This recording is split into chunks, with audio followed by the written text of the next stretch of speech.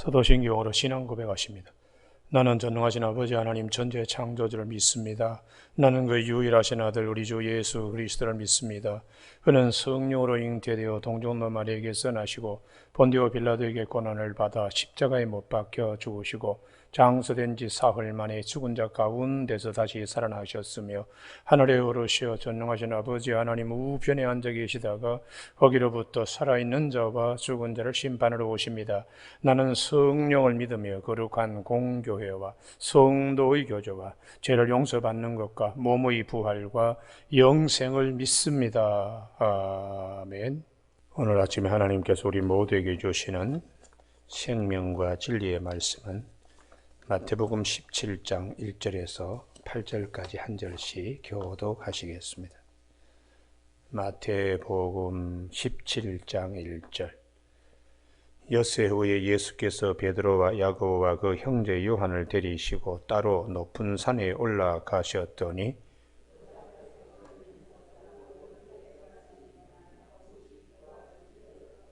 그때 모세와 엘리야가 예수와 더불어 말하는 것이 그들에게 보이거늘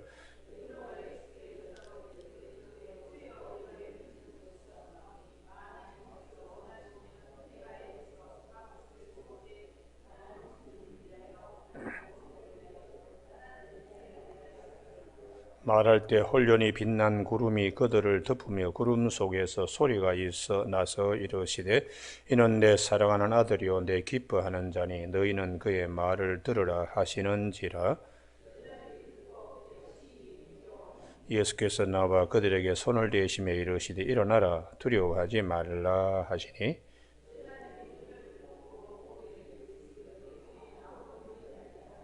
아멘.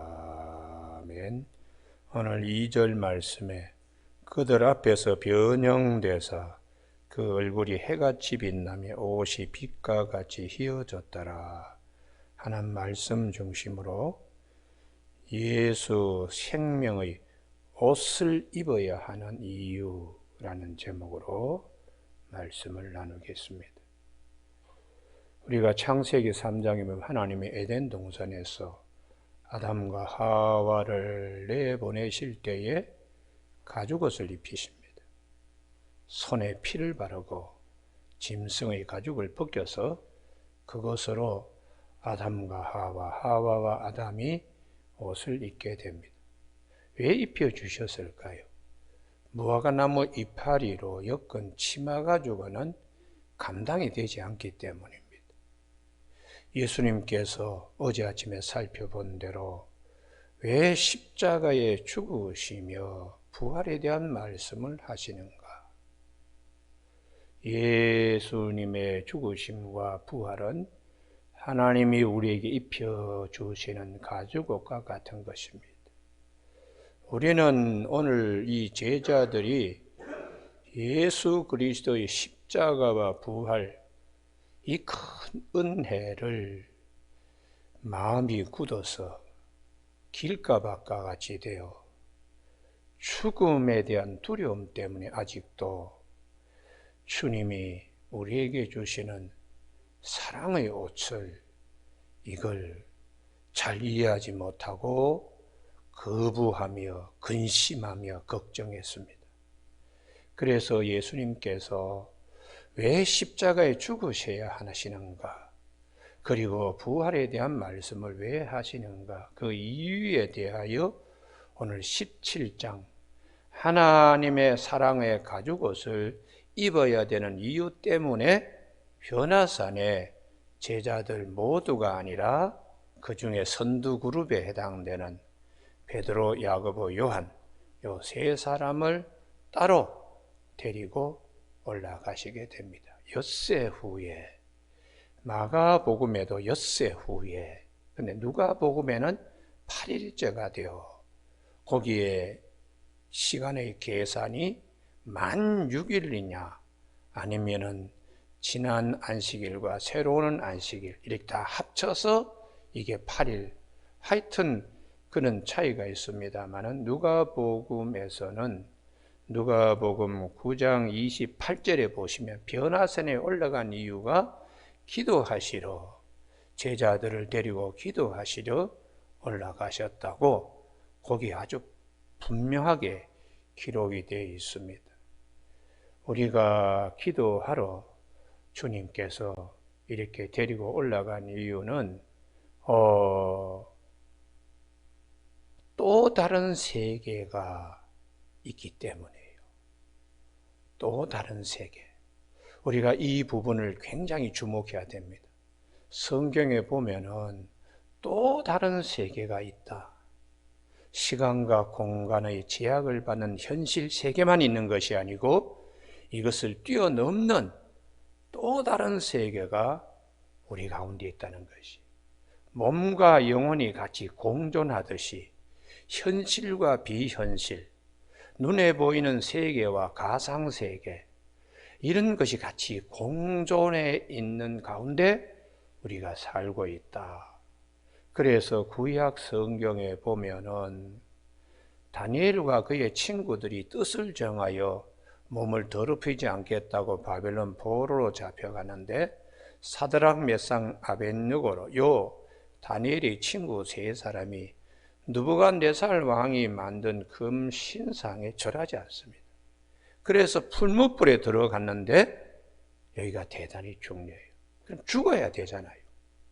그런데 성경은 다니엘서 4장 25절에 네 사람이 불 가운데로 다니는데 상하지도 아니하였고 그 넷째의 모양은 신들의 아들과 같다고 기록하고 있어요. 우리가 현실 세계에서는 불 속에 풀무불 7배나 더 뜨겁게 해서 던져지면 세 사람은 다 죽어 마땅합니다. 그런데 불에 거슬리지도 타지도 않고 그 중에 또 한 분은 신의 아들과 같은 자가 있어서 세 사람이 들어갔는데 네 사람이 불 속에 살아있다는 것이죠. 이게 우리의 생각으로는 이해가 되지 않는 또 다른 세계입니다. 뿐만 아니라 우리 신약 성경에 예수님께서 부활하셨습니다. 그래서 요한복음 21장 19절에 안식 후 첫날 저녁에 제자들이 유대인들을 두려워하여 모인 곳에 문들을 닫았더니 예수께서 오사 가운데 서서 이르시되, 아니 문이 다 굳게 그냥 닫혀 있는데 제한받지 않고 부활하신 주님이 나타나신 거예요. 그러니까 우리는 어떤 세계에 지금 살고 있는가? 또 다른 우리가 알고 있는 세계와 또 다른 세계가 공존하고 있는 가운데 산다는 이 세계관에 대한 인식이 달라져야 된다는 거. 할렐루야.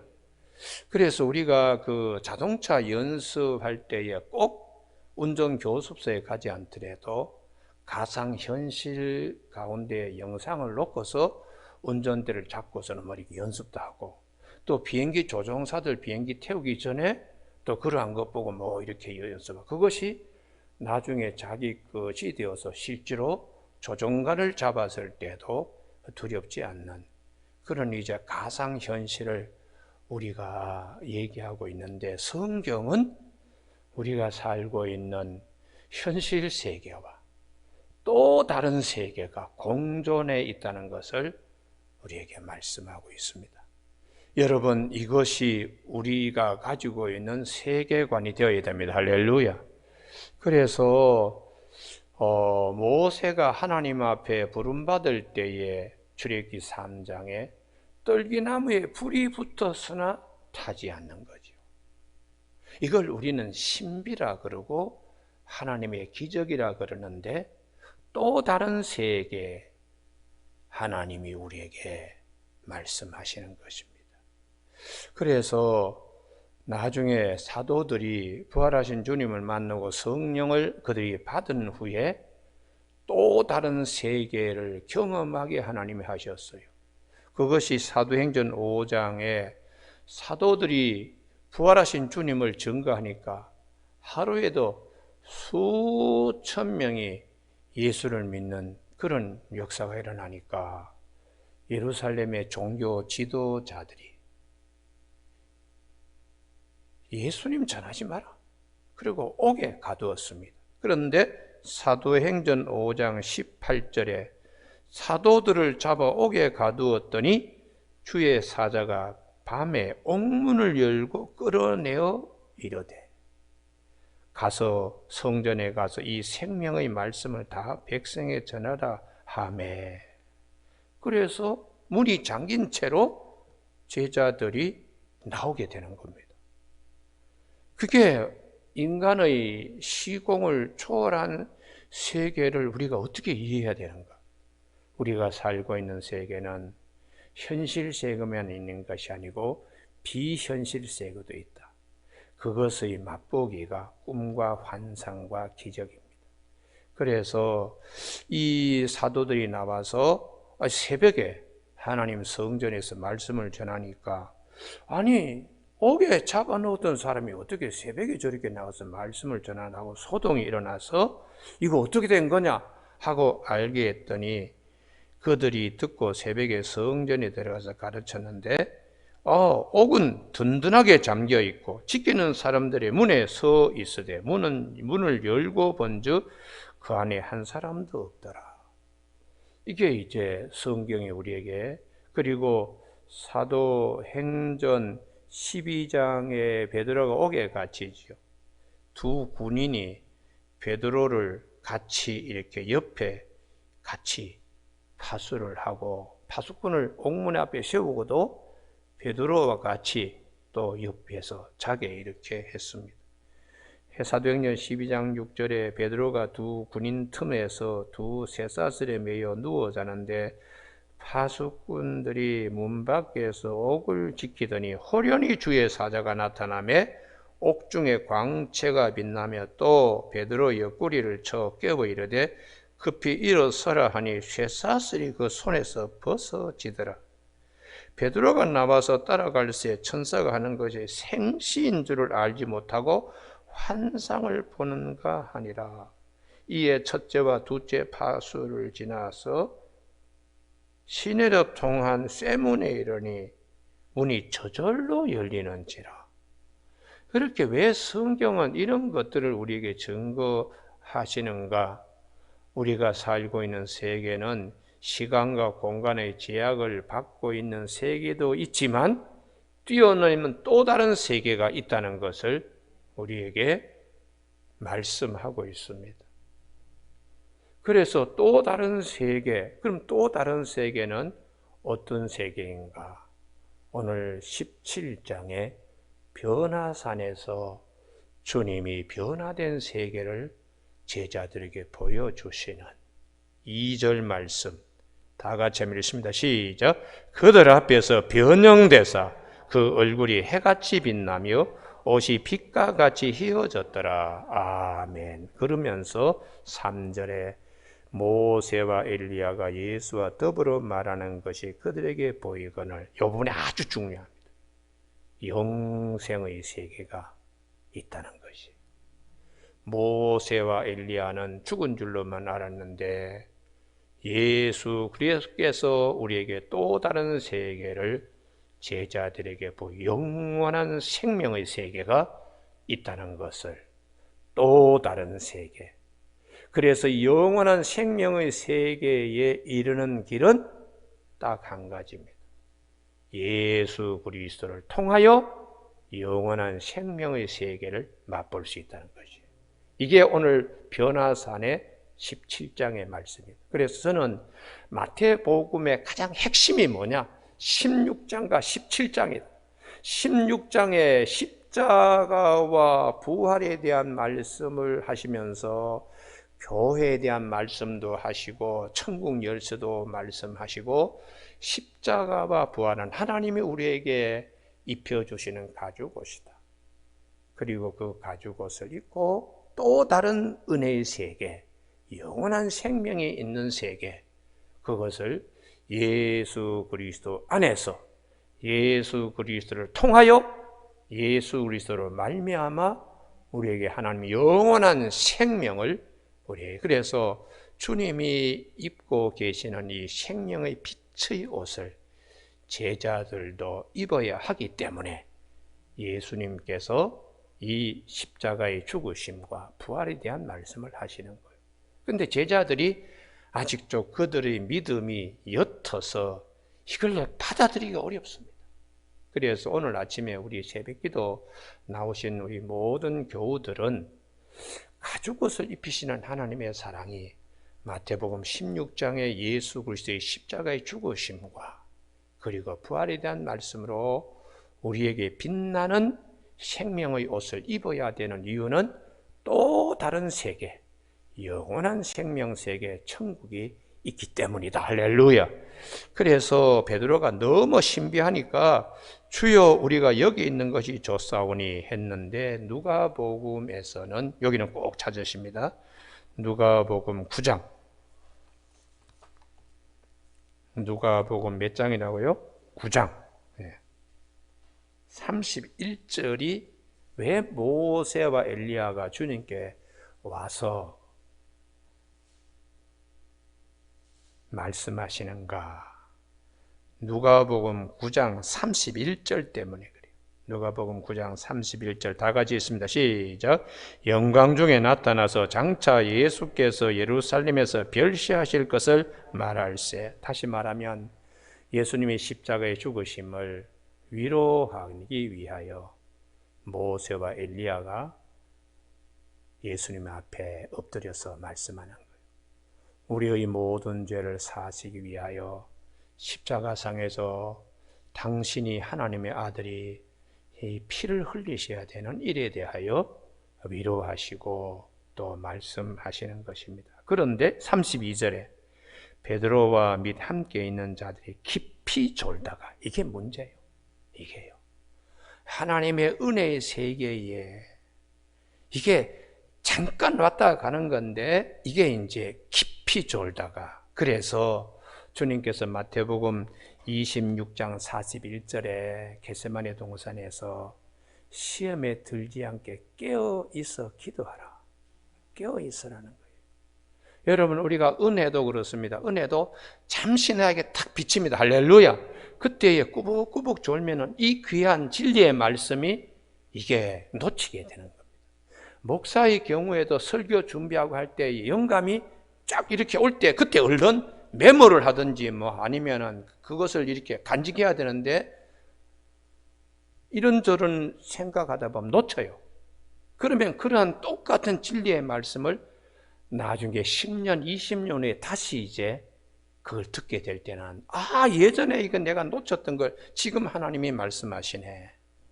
그러니 우리가 오늘 아침에 우리가 깊이 졸다가를 떠나서 그 다음에 온전히 깨어나. 할렐루야. 누가복음 9장 32절에 온전히 깨어나 예수의 영광, 예수의 영광, 이것을 우리가 체험해야 되고 이것을 주님이 우리에게 입혀주시는 은혜의 옷입니다. 할렐루야. 그래서 사도 바울이 주님께서 제자들에게 입혀주시는 이 옷을 사도 바울도 사모하여 이렇게 오늘 아침에 두 군데를 찾는데요. 사도 바울이 고린도 후서 5장 4절, 여기는 꼭 찾으셔야 돼요. 고린도 후서 5장 4절에서 우리도 덧입어야 된다. 우리도 생명의 옷을 덧입어야 된다. 우리도 영생의 옷을 덧입어야 된다. 이것을 고린도후서 5장 4절에서 참으로 이 장막에 있는 우리가 짐진 것까지 탄식하는 것은 벗고자 함이 아니요 육신의 장막입니다. 무화과나무 잎으로 엮은 치마와 같은 오히려 덧입고자 함이니 하나님이 입혀진 가죽옷이지요. 죽을 것이 생명의 삼킨 바 되게 하려 함이라. 할렐루야. 죽음을 두려워하지 않고 생명이 왕노릇하는 이런 은혜, 이것을 그래서 이것을 우리에게 이루게 하시고 보증으로 성령을 우리에게 주신 이는 하나님이시라. 할렐루야. 생명의 옷, 부활의 옷, 우리 하나님의 영원한 옷을 보증금으로 하나님의 성령을 주셨다고. 그래서 사도 바울은 우리가 담대하게 얘기한다는 것이에요. 9절. 그런즉 우리는 몸으로 있든지 떠나든지, 이게 이제 굉장히 중요한 신앙 고백입니다. 살든지 죽든지 그런 얘기. 할렐루야. 영원한 생명의 옷을 입으니까 살든지 죽든지 그 말씀입니다. 그래서 이제 사도 베드로와 제자들이 들은 이는 내 사랑하는 아들이요 내 기뻐하는 자라 하는 말씀을 이제 듣게 되는데, 이 들었던 음성을 사도 바울은 이제 마지막 한 군데 찾습니다. 베드로후서 1장 17절입니다. 베드로후서 1장 17절에 야, 이분이 하나님의 아들이고 하나님이 직접 음성을 들려주시는구나. 베드로후서 1장 17절 16절에 보시면은 우리는 그의 크신 위엄을 친히 본 자라. 17절 지극히 큰 영광 중에 이러한 소리가 그에게 나기를 이는 내 사랑하는 아들이요 내 기뻐하는 자라 하실 때, 변화산에 올라갔을 때에 그가 하나님의 아버지께 존귀와 영광을 받으셨느니라. 이 소리는 우리가 그와 함께 거룩한 산에 있을 때에, 변화산에 있을 때에 하늘로부터 난 것을 들은 것이라. 똑같은 하나님의 음성을 우리가 지금도 들을 수 있는데, 그것은 19절에 또 우리에게는 또 확실한 예언이 있어. 이게 성경 말씀입니다. 하나님의 생생한 음성을 변화산에서 들었던 것처럼 기록된 성경 말씀을 통하여도 우리가 하나님의 음성을 들을 수 있는데, 듣는 방법은 어두운 데를 비추는 등불과 같이 찾아오신다는 거예요. 날이 새 샛별이 우리 마음에 떠오르기까지 너희가 이것을 주의하는 것이 옳으니라. 하나님의 음성을 듣는 방법을 말씀하지요.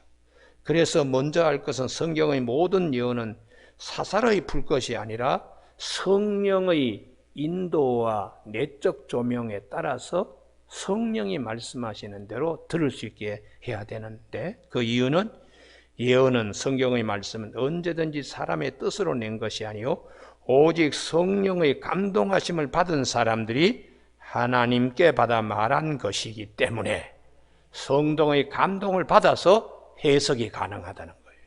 하나님의 음성을 들을 수 있다는 것이죠. 그래서 이 변화산의 이 체험은, 사도 베드로는 우리에게 하나님의 깊은 진리의 세계, 또 다른 세계에 대하여 하나님이 우리에게 생명으로 말씀하시는 이런 영원한 세계가 있다는 것을 증거하고 있습니다. 오늘 아침에 우리 모두에게 죽을 것이 생명에게 삼킴받고 덧입고자 예수님께서 우리에게 하나님의 사랑의 가죽옷으로 십자가 부활을 주신 이유는 또 다른 세계, 예수 생명의 옷을 우리가 입어야 될 이유는 또 다른 세계, 영원한 세계가 있기 때문입니다. 그래서 주님이 요한복음 14장 6절에 내가 곧 길이요, 여기 아멘이 나와야 되는데요, 진리요 생명이니 나로 말미암지 않고는 아버지께 올 자가 없다고 단연코 주님이 그렇게 말씀하시면서 내가 생명의 떡이다, 내가 생명의 빛이다, 내가 양의 문이다, 내가 선한 목자다, 그렇게 주님은 수차 말씀하시고 나는 부활이요 생명이니 나를 믿는 자는 죽어도 살겠고 무릇 살아서 나를 믿는 자는 영원히 죽지 아니하리라, 이렇게 약속하고 있습니다. 여러분, 오늘 아침에 이 변화산의 이 사건은 우리로 하여금 또 다른 세계가 있고, 그리고 우리가 그 영원한 세계에 예수 그리스도의 은혜로, 십자가의 은혜로 우리가 그곳에 이룰 수 있다는 것을 꼭 기억하는 저와 여러분이 되시길 주님의 이름으로 축복합니다. 기도하시겠습니다. 하나님 아버지, 사람의 육신의 장막만 있는 것이 아니고 또 다른 세계, 영혼의 세계가 있습니다. 우리 하나님, 무화과 나무 이파리를 엮은 치마가 쉬 부서지듯 우리 육신의 장막, 흙으로 지어진 이 집은 쉽게 무너집니다. 그러나 하나님의 가죽옷으로 입혀주시는 은혜의 세계, 그 하나님의 은총의 세계, 예수 그리스도의 십자가와 부활을 통하여 우리에게 영원한 또 다른 세계, 우리 하나님께서 우리에게 말씀하시니 우리의 눈이 열려서 주의 법에 기이한 것을 보는 기쁨과 감사가 넘치는 이 새벽 되게 하여 주시고, 예수 생명으로 영원한 옷을 입혀주시는 하나님께 감사하는 아침이 되게 하여 주시기를 원하오며 예수님의 이름으로 기도드립니다. 아멘. 하늘에 계신 우리 아버지의 이름을 거룩하게 하시며 아버지의 나라가 오게 하시며 아버지의 뜻이 하늘에서와 같이 땅에서도 이루어지게 하소서. 오늘 우리에게 일용할 양식을 주시고 우리가 우리에게 잘못한 사람을 용서하여 준 것 같이 우리 죄를 용서하여 주시고 우리를 시험에 빠지지 않게 하시고 악에서 구하소서. 나라와 권능과 영광이 영원히 아버지의 것입니다. 아멘.